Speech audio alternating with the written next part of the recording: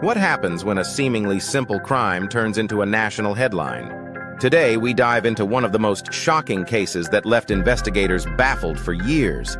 The disappearance and murder of two young girls in Delphi, Indiana, captivated the nation and sent shockwaves through a quiet Midwestern town. Join me as we unravel the chilling details of the Delphi murders case, a story that proves sometimes the most horrific crimes can happen in the most unexpected places. On February 13, 2017, the quiet town of Delphi, Indiana was forever changed. Best friends Abby Williams and Libby German, both young teenagers, set out for a walk on the Monon High Bridge Trail. What should have been a carefree afternoon turned into a parent's worst nightmare. The girls were dropped off around 1:40 p.m. with plans to be picked up later. But when their ride arrived at 3:30, Abby and Libby were nowhere to be found. Calls to Libby's phone went unanswered and panic began to set in. As night fell, family members and local law enforcement launched a frantic search. They combed the trails, called out the girls' names, and hoped for any sign of the missing teens. Little did they know, this search would soon turn into a tragic discovery that would shock the nation and leave a community reeling for years to come. As night fell on February 13, 2017, the search for Abby and Libby intensified. Former Delphi Police Chief Steve Mullen coordinated efforts from headquarters, dispatching teams to scour the area. The quiet town held its breath, hoping for the best, but fearing the worst. Jake Johns, one of the searchers, spotted a crucial clue. Footprints and disturbed rocks on the hillside leading to the riverbank caught his eye. The trail seemed to lead south across Deer Creek, aligning with what investigators would later call the path of Bridge Guy. Johns noticed Libby's tie-dye shirt floating in the creek, a haunting reminder of the girl's presence. The water, though not fast-moving, was deep enough to deter immediate crossing. He called out to a nearby firefighter, setting off a chain of events that would soon unravel the mystery.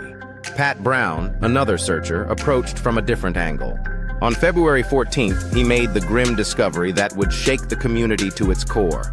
"We found him!" he called out, his voice cracking with emotion. At first, he thought he'd stumbled upon mannequins, a desperate hope quickly shattered by reality. As Brown turned away from the scene, unable to process what he'd found, he made the call that would transform this missing persons case into a double homicide investigation. The peaceful trails of Delphi had become a crime scene, and the search for answers was only beginning. The courtroom fell silent as Becky Patty, Libby German's grandmother, took the stand. Her voice trembled as she described her granddaughter as active, smart, and full of life. Libby and Abby were inseparable, she said, their friendship a bright light in both their lives. The last words Becky heard from Libby still haunt her. "Grandma, I'll be okay." Little did they know how tragically wrong those words would prove to be. Kelsey German Siebert, Libby's sister, followed with her testimony. She shared a touching selfie taken just before dropping the girls off at the trail. Kelsey's pain was palpable as she recounted the moment she learned her sister was missing, and later, the devastating news of her death. Derek German, Libby's father, struggled to maintain composure as he described his frantic search for the girls. His testimony painted a vivid picture of a parent's worst nightmare unfolding in real time.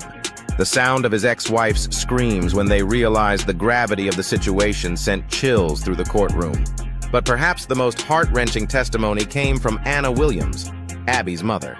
She smiled through tears as she remembered her only child, active in church, passionate about sports, and always surrounded by friends.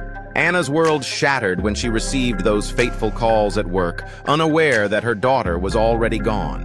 These testimonies provided more than just facts. They breathed life into the memory of Abby and Libby. They weren't just victims in a high-profile case, but beloved daughters, sisters, and friends whose lives were cut tragically short.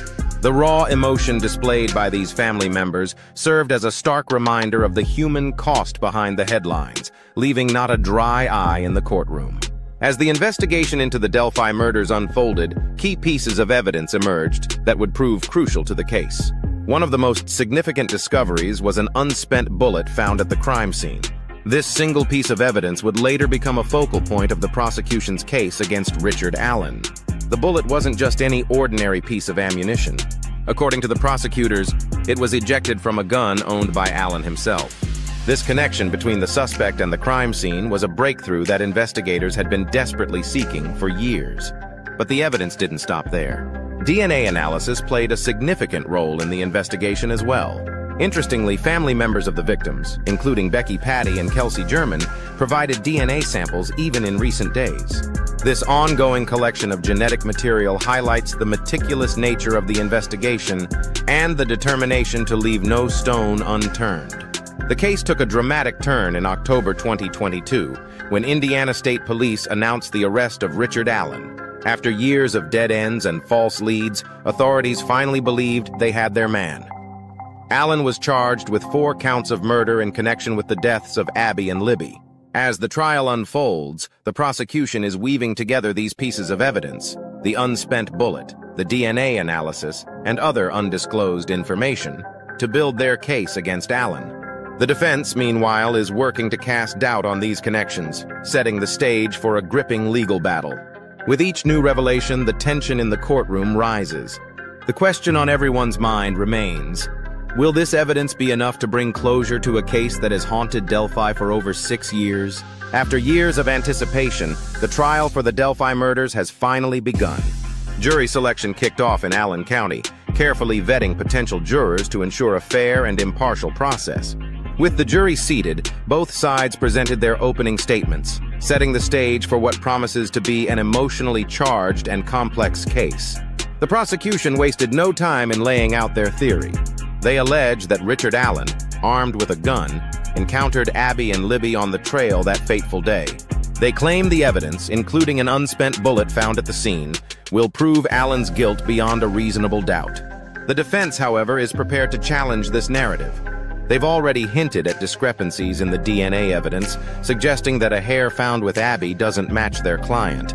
Their strategy seems focused on creating reasonable doubt by questioning the reliability of the physical evidence and the thoroughness of the investigation.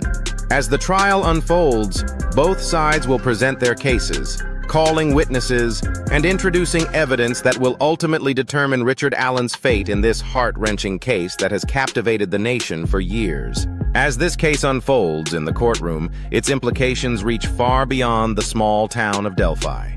The murders of Abby and Libby have not only shattered a community, but also exposed vulnerabilities in our society's ability to protect its most innocent members. This tragedy has forced us to confront uncomfortable questions about safety in public spaces and the effectiveness of our investigative processes. The long wait for justice in this case has tested the faith of many in our criminal justice system. It raises concerns about the resources allocated to solving complex crimes and the challenges faced by law enforcement in the digital age.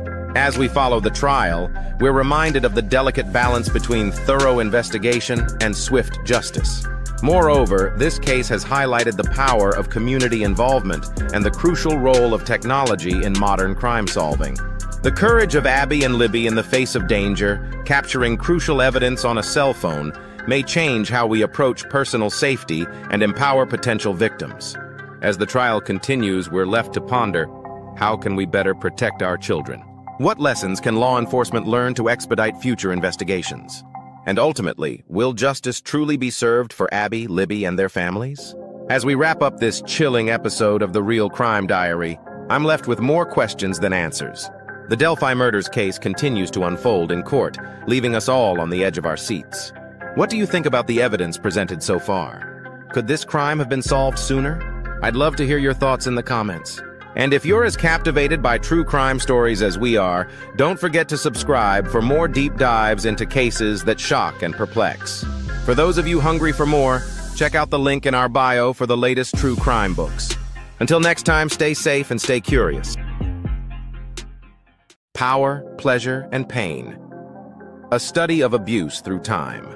This book provides a detailed examination of how sexual violence and power dynamics have manifested across different historical periods, from ancient civilizations to the modern era. It explores how figures in positions of power used their influence to manipulate and exploit others, showing that the patterns of abuse we see today have deep historical roots. Many people struggle to grasp why abuse of power, particularly sexual violence, persists in modern society. By connecting historical events with contemporary cases, the book offers crucial insights into why such behaviors remain prevalent. The book analyzes infamous cases such as those of Harvey Weinstein, R. Kelly, and Dominique Pellicotte, drawing parallels between them and historical figures. This section highlights how the systemic abuse seen in recent times is not a new phenomenon, but part of an ongoing cultural issue. Through the lens of these modern examples, readers will gain a better understanding of how institutions, wealth, and power have historically shielded perpetrators from justice, contributing to their ability to continue harming others. The book explores the philosophy of libertarianism, particularly through the works of Marquis de Sade, to explain the disturbing ways in which pleasure, power, and cruelty have been intertwined. This provides readers with a deeper philosophical context to interpret modern-day scandals. Unlike other studies that focus solely on historical or contemporary cases, this book uniquely blends both, offering a full spectrum of how abuse is tied to power dynamics. It stands out by making philosophical connections that help readers understand the deeper societal issues at play.